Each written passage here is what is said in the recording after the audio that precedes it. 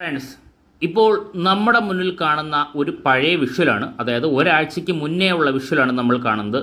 നമ്മുടെ MSCയുടെ തന്നെ എൽസ 3 എന്ന് പറയുന്ന ഫീഡർ വെസലാണ് നമുക്കിപ്പോൾ കാണാൻ സാധിക്കുന്നത്. ബ്രിഡ്ജ് പോർഷനും ലൈഫ് ബോട്ടും വളരെ വ്യക്തമായിട്ട് കാണാൻ സാധിക്കും. ടെർമിനൽ 1-ലായിരുന്നു കുറച്ച് ദിവസം മുന്നേ MSC എൽസ 3 ഉണ്ടായിരുന്നത്. വളരെ ക്ലിയറാണ് MSC എൽസ 3.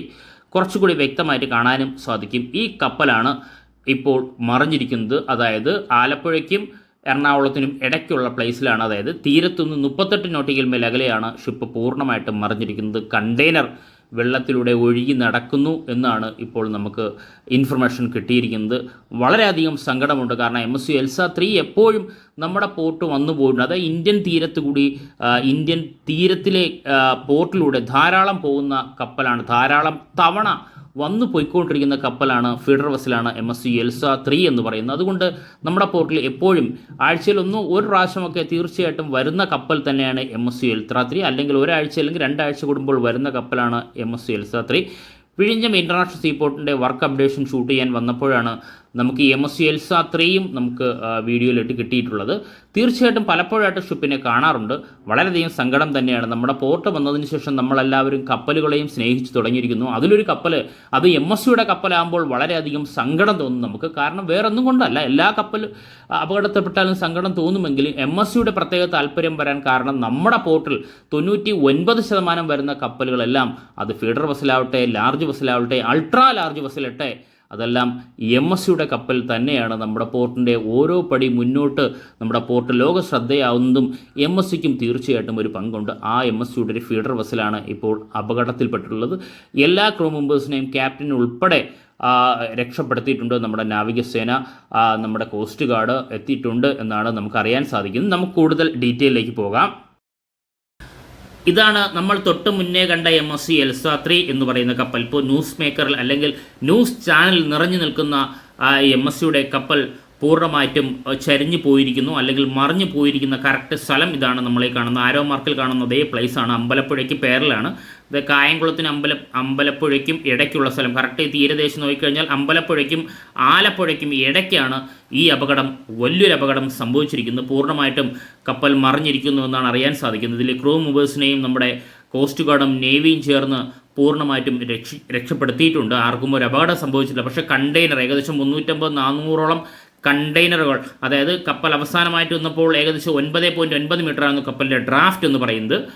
ആ കപ്പൽ അത്രയും ഡ്രാഫ്റ്റുള്ള കപ്പൽ, മാക്സിമം ഡ്രാഫ്റ്റ് 13 എന്തോ ആണ്. അപ്പോൾ വലിയ ഡ്രാഫ്റ്റിലല്ല കപ്പൽ പോയിക്കൊണ്ടിരിക്കുന്നത്. ഏകദേശം ഹാഫിന് മുകളിൽ ഡ്രാഫ്റ്റ് നിലവിൽ ഡ്രാഫ്റ്റിലാണ്. 13 മീറ്ററാണ് മാക്സിമം ഡ്രാഫ്റ്റ് എന്ന് പറയുമ്പോൾ ഒരു 80 മീറ്റർ പൂർണ്ണമായിട്ടും ഡ്രാഫ്റ്റിൽ, അതായത് വെള്ളത്തിൽ മുങ്ങിയിട്ടല്ല കപ്പൽ പോയിക്കൊണ്ടിരുന്നത്. എന്നാലും നമ്മൾ ഈ കാണുന്ന തീരദേശ മേഖലയിൽ ഇപ്പോൾ കാറ്റും മഴയും തിരമാലകളും എന്തൊക്കെ സ്വാധീനിച്ചിട്ടുണ്ടെന്ന് അറിയില്ല. ഒരു കപ്പൽ മുങ്ങേണ്ട സാഹചര്യം എന്തൊക്കെയാണ് നമുക്കറിയില്ല. എന്നാലും നമ്മുടെ ഈ പറയുന്ന കപ്പലിലെ കണ്ടെയ്നർ ടൈറ്റ് ചെയ്യുന്ന ലാഷുകൾ നമ്മളെപ്പോഴും പറയാറുണ്ട്. അതായത് ഹെവി റോപ്പ് പോലെയുള്ള ഒരു ശക്തിയുള്ള അല്ലെങ്കിൽ ബലമുള്ള മെറ്റീരിയൽ ഉപയോഗിച്ചാണ് കണ്ടെയ്നർ ലോക്ക് ചെയ്യുന്നത്. ആ ലോക്കിംഗ് സിസ്റ്റം പൂർണ്ണമായിട്ടും പൊളിഞ്ഞു പോയിരിക്കുന്നു, അല്ലെങ്കിൽ തകർന്നു പോയിരിക്കുന്നു എന്ന് തന്നെ പറയാം. അതുകൊണ്ടാണ് നിലവിൽ ഈ കണ്ടെയ്നറുകൾ പൂർണ്ണമായിട്ടും വെള്ളത്തിൽ ഇങ്ങനെ ലയിച്ചു പോകുന്നത്, അല്ലെങ്കിൽ കടലിലോട്ട് സ്പ്രെഡ് ചെയ്ത് പോകുന്നതാണ് എന്നാണ് നമുക്ക് അറിയാൻ സാധിക്കുന്നത്. ഇതാണ് കപ്പലിൻ്റെ അവസാന പൊസിഷൻ എന്ന് പറയുമ്പോൾ ഇപ്പോൾ നമുക്ക് സിഗ്നലൊന്നും കിട്ടുന്നില്ല. ഇന്ന് രാവിലെ വരെ കുറച്ച് 7-7:15 വരെ നമുക്കിതിൻ്റെ സിഗ്നൽ കിട്ടിക്കൊണ്ടിരുന്നു. ഇപ്പോൾ അതും കിട്ടുന്നില്ല. അവസാനം നമുക്കിവിടെ കാണിക്കുന്ന ടൈം ഇന്നലത്തെ ടൈമാണ് തീർച്ചയായിട്ടും കാണിക്കുന്നത്. ഇന്നലെ 11:46 PM ആണ് ഇതിൽ കാണിച്ചിട്ടുള്ളത്. അതിൽ ലാറ്റിറ്റ്യൂഡ് എന്ന് പറയുന്നത് 9 ഡിഗ്രി 24.11 നോർത്തും, ലോഞ്ചിറ്റ്യൂഡ് എന്ന് പറയുന്നത് 75 ഡിഗ്രി 59.57 ഈസ്റ്റുമാണ് നമുക്കിതിൽ കാണിച്ചത്. കറക്റ്റ് പ്ലേസിലാണ് ഇപ്പോൾ ഉള്ളത്. കാരണം ട്രാക്കിംഗ് സോഫ്റ്റ്വെയറിൽ കപ്പലിൻ്റെ ഡീറ്റെയിൽ പൂർണ്ണമായിട്ടും ആ ട്രാക്ക് ഉപയോഗിച്ചിട്ടാണ് നമ്മൾ കപ്പൽ പലപ്പോഴും ട്രാക്ക് ചെയ്യുന്നതും നമ്മൾ ആ കപ്പലിൻ്റെ വീഡിയോ ഷൂട്ട് ചെയ്യുന്നതുമൊക്കെ. നമുക്കെല്ലാവർക്കും നമ്മുടെ ചാനൽ കാണുന്നവർക്കറിയാം. ഇപ്പോൾ ഇതാണ് നമ്മുടെ MSC എൽസ 3യുടെ അവസ്ഥ. അതിനാൽ കണ്ടെയ്നർ കരയിലേക്കൊക്കെ ചിലപ്പോൾ വരാൻ ചാൻസ് വളരെ കൂടുതലാണ്. കാരണം ഏത് തരത്തിലുള്ള കണ്ടെയ്നറുകളാണ് എന്ന് ഇൻഫർമേഷൻ കിട്ടിയിട്ടില്ല. ജനറൽ കാർഗോ എന്ന് പറയുമ്പോഴും അതിൽ എക്സ്പ്ലോഷീവ് സാധനങ്ങളാണോ എന്ന് അറിയില്ല, ആസിഡ് ഉണ്ടോ എന്നറിയില്ല. അത് അങ്ങനെയുള്ള കണ്ടെയ്നറിലെല്ലാം അതിൽ എംബ്ലം കാണും. കറക്റ്റായിട്ട് ഓരോന്നിൻ്റെയും ഒരു എംബ്ലം കാണും, കണ്ടെയ്നറിൽ പതിപ്പിച്ചിട്ടുണ്ടായിരിക്കും. പക്ഷേ ഈ വെള്ളത്തിൻ്റെയും തിരയിലും വിട്ട് ആ എംബ്ലം ഇളകിപ്പോകാൻ ചാൻസ് ഉണ്ട്, സ്റ്റിക്കറുകളെല്ലാം മാറിപ്പോകാൻ ചാൻസ് ഉണ്ടോ ഒന്നും അറിയില്ല. അപ്പോൾ ഇതുപോലുള്ള കണ്ടെയ്നറുകൾ നമ്മൾ ഈ കണ്ടെയ്നർ ഈ പറയുന്ന സ്ഥലങ്ങളെല്ലാം നമുക്ക് നോക്കാം. ഇപ്പോൾ ഇപ്പം നമുക്ക് ഈ ചവറ, കൊല്ലം, പരവൂർ, വർക്കല ഈ പറഞ്ഞ സ്ഥലമെല്ലാം നമ്മുടെ കോസ്റ്റ് ഗാർഡ് നമുക്ക് ഈ പറയുന്ന കടലിനോട് ചേർന്നിട്ടുള്ള സ്ഥലങ്ങളാണ്. വൈക്കം, വർക്കല, ഇടവ, പരവൂർ, കൊല്ലം, ശക്തികുളങ്ങര, നീണ്ടകര, ചവറ, ഈ പറഞ്ഞ കണ്ടല്ലൂർ, കായംകുളം കായൽ ഈ പറഞ്ഞ സ്ഥലങ്ങളെല്ലാം, പുറക്കോട് ഇതാ നമുക്ക് കാണാം, പുറക്കാട്, അമ്പലപ്പുഴ, വണ്ടാനം, പുന്നപ്ര, ആലപ്പുഴ ഈ പറഞ്ഞ സ്ഥലം, മാരാരിക്കുളം, കണിച്ചുകുളങ്ങര, ആർത്തൂർ ഈ പറയുന്ന കടലിനോട് ചേർന്നിട്ടുള്ള പിന്നെ കടലിനോട് ചേർന്നിട്ടുള്ള പ്ലേസുകളാണ് ഞാനിപ്പോൾ വായിച്ചത്. ഈ സ്ഥലങ്ങളിലെല്ലാം എവിടെയെങ്കിലും കണ്ടെയ്നർ അടിഞ്ഞു കൂടിയിട്ടുണ്ടെങ്കിൽ തീർച്ചയായിട്ടും പോലീസിനെ ഇൻഫോം ചെയ്യേണ്ടതാണ്. കാരണം ഏത് തരത്തിലുള്ള കണ്ടെയ്നർ നമുക്ക് അറിയാൻ സാധിക്കില്ല. അതുകൊണ്ട് തീർച്ചയായിട്ടും ഉടൻ തന്നെ അടുത്തുള്ള സ്റ്റേഷനിൽ ഇൻഫോം ചെയ്യേണ്ടതാണ്. കാരണം തിരമാലയുടെ ഇടയിൽ 1 km/h സ്പീഡിലാണ് തിരമാലയുടെ ഒഴുക്കനുസരിച്ച് കണ്ടെയ്നർ മൂവ്മെൻറ്റ് നടക്കുന്നു, കണ്ടെയ്നർ നീങ്ങിക്കൊണ്ടിരിക്കുന്നു എന്നാണ് അറിയാൻ സാധിച്ചത്. എല്ലാ കണ്ടെയ്നറും അങ്ങനെ ആയിരിക്കുമെന്നില്ല, ചിലപ്പോൾ ചില കണ്ടെയ്നർ താഴാനും ചാൻസ് ഉണ്ട്, കറക്റ്റായിട്ട് അറിയില്ല. ഇനി ഈ കപ്പൽ താഴ്ന്നു കഴിഞ്ഞാൽ നിലവിൽ ഓയിൽ സ്പ്രെഡ് ആവാൻ ചാൻസ് വളരെ കൂടുതലാണ്. അപ്പോൾ ഈ ഓയിൽ സ്പ്രെഡ് ചെയ്യുന്നതെല്ലാം എനിക്ക് തോന്നുന്നു കോസ്റ്റ് ഗാർഡിൻ്റെ തന്നെ ഈ ഓയിൽ സക്ക് ചെയ്തെടുക്കേണ്ടത് ഒരു ടെക്നോളജി ഉണ്ട് അവരിൽ. അതും ആ വെസലുമായിട്ട് പിന്നെ ഈ പറയുന്ന കോസ്റ്റ് ഗാർഡിൻ്റെ കപ്പലുകളെല്ലാം ഇവിടെ എത്തിക്കഴിഞ്ഞു എന്നാണ് അറിയാൻ സാധിച്ചത്. അങ്ങനെ ഒരു വലിയ സ്പ്രെഡ്നെസ് മാറ്റിയെടുക്കാൻ വേണ്ടി തീർച്ചയായിട്ടും നമ്മുടെ കോസ്റ്റ് ഗാർഡും നേവിയും പൂർണ്ണമായിട്ടും ചേർന്ന് ആ ഒരു വലിയൊരു കടലിൻ്റെ പുറത്തുള്ള ആ ഓയിൽ കണ്ടൻറ്റ് പൂർണ്ണമായിട്ടും മാറ്റുന്നതിനുള്ള നടപടികൾ തുടങ്ങിയിട്ടുണ്ടാകുമായിരിക്കും.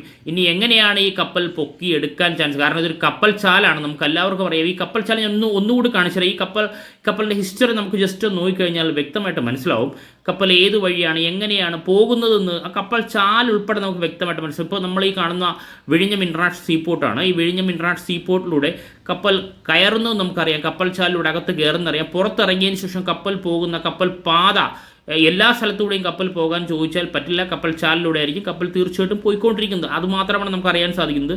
അവസാനം കപ്പൽ വന്ന് അവസാനം നിന്ന സ്ഥലം ഇതാണ്. അതായത് ഇപ്പോൾ ഈ ആരോ മാർക്ക് കാണുന്നത് ഇന്നലെ രാത്രി 11 മണിക്കുള്ള വിഷ്വലാണെങ്കിൽ ഈ പോയിന്റ് വരെ കപ്പൽ എത്തിയിട്ടുണ്ട്. ഇന്ന് രാവിലെ നമുക്ക് അപ്ഡേഷൻ ലഭിച്ചിട്ടുണ്ട്. എൻഡ് പോയിന്റ് ഉണ്ടോ 7:04 നമുക്ക് അപ്ഡേഷൻ ലഭിച്ചിട്ടുണ്ടായിരുന്നു ഇന്ന് രാവിലെ, പക്ഷേ ഇപ്പോൾ അത് കിട്ടുന്നില്ല.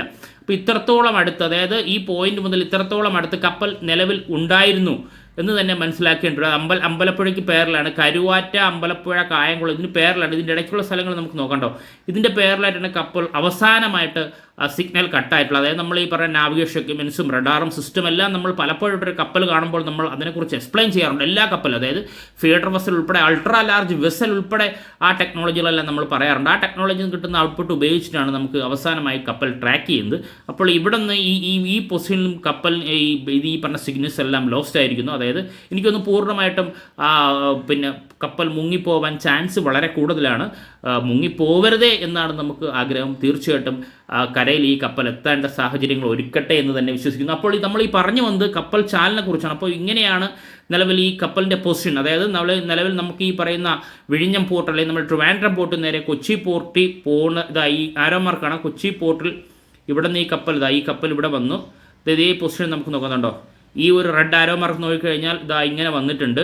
ഇവിടെ നിന്ന് വന്നതിന് ശേഷം കപ്പൽ ഇവിടെ എത്തി പൂർണ്ണമായിട്ടും കപ്പൽ ഇവിടെ നിന്ന് ഇങ്ങനെ തിരിയുന്നുണ്ടോ, ഇങ്ങനെ പൂർണ്ണമായിട്ട് തിരിയുന്നുണ്ട്. തിരിഞ്ഞതിന് ശേഷം കപ്പൽ ഇങ്ങോട്ട് പോയി ഉണ്ടോ, ഈ പൊസിഷനിലേക്ക് കപ്പൽ മാറിയിട്ടാണ് കപ്പൽ നിന്നിട്ടുള്ളത്. അപ്പോൾ ഇനി അടുത്തൊരു സംശയം കാണും, ഈ കപ്പൽ ഫീഡർ വെസൽ സ്ഥിരമായിട്ട് ഫീഡർ വെസലിൽ പോകുന്ന അറിയാമല്ലോ, നമ്മൾ ഈ പറയുന്ന ലാർജ് വെസലും അൾട്രാ ലാർജ് വെസലും കൊണ്ടുവരുന്ന ലോകത്തിൻ്റെ പല ഭാഗത്തു നിന്ന് കൊണ്ടുവരുന്ന കണ്ടെയ്നർ നമ്മുടെ ലോകത്തിലെ തന്നെ അല്ലെങ്കിൽ ഇന്ത്യയിലെ തന്നെ ഒരേ ഒരു ട്രാൻസ്ഷിപ്മെൻറ്റ് ഹബ്ബായ നമ്മുടെ വിഴിഞ്ഞം പോർട്ടിൽ വന്നതിന് ശേഷം ആ കണ്ടെയ്നറുകൾ നമ്മുടെ സ്റ്റേറ്റിലെയും അല്ലെങ്കിൽ നമ്മൾ ഇന്ത്യ മഹാരാജ്യത്തിലെ പല സ്റ്റേറ്റിലെയും രാജ്യത്തിൻ്റെ പല ഭാഗത്തേക്കും കൊണ്ടുപോകുന്നതിന് ചെറിയ ചെറിയ ഫീഡർ വെസൽ ആവശ്യമായി വരുന്നു. അങ്ങനെ ഒരു ഫീഡർ വെസലാണ് നമ്മൾ ഇവിടെ മുന്നിൽ നിൽക്കുന്ന MSC എൽസ 3.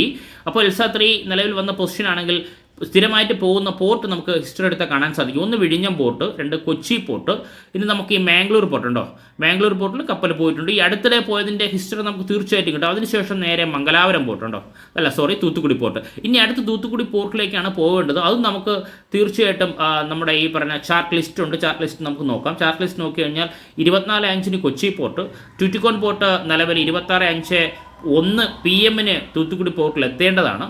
27 തിരിച്ച് വിഴിഞ്ഞം ഇൻ്റർനാഷണൽ സീപോർട്ടിലേക്കും വരണം. ഇങ്ങനെ ഇതിനൊരു ഹിസ്റ്ററി നിലവിലുള്ളൂ. ആ ഹിസ്റ്ററി വെച്ചിട്ടാണ് നമ്മൾ ഡീറ്റെയിൽ എടുക്കുന്നത്. ആ ഹിസ്റ്ററി നമുക്ക് തീർച്ചയായിട്ടും കണ്ടു കാണും. അപ്പോൾ എല്ലാ ഷിപ്പിനും ഇങ്ങനൊരു ചാർട്ടുണ്ട്, ചാർട്ടുണ്ട്. ഈ ചാർട്ട് പ്രകാരമാണ് കപ്പലുകളെല്ലാം മൂവ്മെൻറ്റ് നടത്തുന്നത് എന്ന് മനസ്സിലാക്കാം. ആ കപ്പലിൻ്റെ കൂടുതൽ ഡീറ്റെയിൽ നമ്മൾ ഇന്നലെ തന്നെ കണ്ടിട്ടുണ്ട്. IMN നമ്പർ 91232221 ആണ്. ഫ്ലാഗ് ലൈബീരിയൻ ഫ്ലാഗാണ് നിലവിലുള്ളത്. കപ്പൽ ബിൽഡ് ചെയ്തിട്ടുള്ളത് 30/12/1996 ഷിപ്പ് തന്നെയാണ്. അതായത് 30/12 എന്ന് പറയുമ്പോൾ ചിലവർ 97 എന്ന് പറയുന്നത് കറക്റ്റാണ്. കാരണം 96 ലാസ്റ്റാണ് ഷിപ്പ് ബിൽഡ് ചെയ്തിട്ടുള്ളത്. ഇനി ഷിപ്പിൻ്റെ ഈ പറയുന്ന കൂടുതൽ ഡീറ്റെയിലേക്ക് പോയി കഴിഞ്ഞാൽ മാക്സിമം ലെന്ത്, ഓവറോൾ ലെന്ത് എന്ന് പറഞ്ഞാൽ 183.9 മീറ്ററാണ് ഷിപ്പിൻ്റെ ലെന്ത്. ബെർത്ത് അല്ലെങ്കിൽ ബീം എന്ന് പറഞ്ഞാൽ 25.3 മീറ്ററാണ്. മാക്സിമം ഡെപ്ത് എന്ന് പറയുന്നത് 9.9 മീറ്റർ. മാക്സിമം ഡ്രാഫ്റ്റിൽ പോകുന്നത് 13.53 അല്ലെങ്കിൽ 13 മീറ്റർ ഡ്രാഫ്റ്റിൽ ഷിപ്പിന് പോകാനായി സാധിക്കും. ഇപ്പോൾ നിലവിൽ 9.9 മീറ്ററിലാണ് ഷിപ്പ് ഡ്രാഫ്റ്റിൽ പോയിക്കൊണ്ടിരിക്കുന്നത്. 19 നോട്ടിക്കൽ മൈൽ സ്പീഡിൽ സഞ്ചരിക്കാൻ പറ്റുന്ന ഷിപ്പ് അവസാനമായി സഞ്ചരിച്ച് 10 നോട്ടിക്കൽ മൈൽ സ്പീഡിലാണ്. മാക്സിമം കണ്ടെയ്നർ കപ്പാസിറ്റി എന്ന് പറയുന്നത് 1730 TEU ആണ് കണ്ടെയ്നർ കപ്പാസിറ്റി. അതിൽ 200 റീഫർ കണ്ടെയ്നർ ഉൾക്കൊള്ളാൻ സാധിക്കും. അപ്പോൾ റീഫർ കണ്ടെയ്നർ ഉൾപ്പെടെയാണ് ഈ കപ്പലിലുണ്ടായിരുന്നത്. അപ്പോൾ അങ്ങനെ ചോദിക്കാൻ കാരണം എല്ലാ ഷിപ്പിലും റീഫർ കണ്ടെയ്നർ ഉണ്ടോ എന്ന് ചോദിച്ചാൽ ചില ഫീഡർ ബസ്സിൽ റീഫർ കണ്ടെയ്നർ ഇല്ല എന്ന് തന്നെയാണ് നമുക്ക് പറയേണ്ടി വരും. ഇത് ഇഞ്ചിൻ്റെയും ബാക്കി ഉള്ള സ്പെസിഫിക്കേഷനാണ് നമുക്കിവിടെ കാണാൻ സാധിക്കുന്നത്. പല രാജ്യങ്ങളിലെയും ക്രൂ മെമ്പേഴ്സ് ഉണ്ട്. അവരെല്ലാം പൂർണ്ണമായിട്ടും രക്ഷപ്പെടുത്തിയിട്ടുണ്ട് എന്നറിയാൻ സാധിക്കും. നമുക്കിനി അടുത്ത ആ കപ്പലിൻ്റെ ഡീറ്റെയിലേക്ക് പോകുന്നതിന് മുന്നേ ആയിട്ട് നമുക്ക് സ്ഥിരമായിട്ട് നമ്മൾ ട്രാക്ക് ചെയ്യുമ്പോൾ 2-3 രീതിയിലാണ്. ഒന്ന് കപ്പലിൻ്റെ പേരടിച്ചു കൊടുത്ത് ട്രാക്ക് ചെയ്യും. രണ്ടാമത് സ്ഥലം, അതായത് കറക്റ്റ് സ്ഥലം നമ്മൾ ഐഡൻറ്റിഫൈ ചെയ്ത ശേഷം ആ സ്ഥലം നമ്മളൊന്ന് സൂം ചെയ്ത് കഴിഞ്ഞാൽ ആ അടുത്തുള്ള കപ്പലുകളെല്ലാം തീർച്ചയായിട്ടും കിട്ടാൻ ചാൻസ് ഉണ്ട്. അങ്ങനെയാണെങ്കിൽ ഈ കപ്പലിൻ്റെ അടുത്ത് നിലവിൽ ഏതൊക്കെ കപ്പലുണ്ട് എന്ന് നമുക്ക് നോക്കാം. ഇപ്പോൾ നമുക്ക് ഇതിൽ കാണുന്ന കൊച്ചി ഇപ്പോൾ നമുക്ക് കാണാൻ സാധിക്കും, ആലപ്പുഴ നമുക്ക് കാണാൻ സാധിക്കും. ഇനി നമുക്ക് തൊട്ടടുത്തുള്ള കപ്പലുകൾ ഏതൊക്കെയാണെന്ന് നമുക്ക് നോക്കാം. ഇപ്പോൾ നമുക്ക് വ്യക്തമായിട്ട് നിലവിലുള്ള, അതായത് നിലവിൽ ഈ പറയുന്ന ആലപ്പുഴയ്ക്കും കരുനാഗപ്പള്ളിക്കും ഇടയ്ക്ക് നമ്മൾ ഈ പ്ലേസിൽ കാണുന്ന കപ്പലുകളെ നമുക്ക് കാണാൻ സാധിക്കും. കാരണം ഇപ്പോൾ നമുക്ക് കാണാൻ സാധിക്കുന്നത്, നമുക്കൊന്ന് ക്ലിക്ക് ചെയ്യാം. നിലവിൽ പല കപ്പലുകളും, നിലവിൽ ഡോൾഫിൻ 8 ഇപ്പോൾ ആ സ്ഥലത്തേക്ക് വന്നുകൊണ്ടിരിക്കുകയാണ്. അത് മാത്രമല്ല നമ്മൾ ഈ കാണുന്ന CG 251 നമ്മുടെ ഈ പറയുന്ന ഓഷ്യൻ പൈനിയർ, ഇതൊക്കെ നിലവിൽ ടെക് ബോട്ടും നിലവിൽ അത് മാത്രമല്ല കോസ്റ്റ് ഗാർഡിൻ്റെയും വെസലുകളാണ്.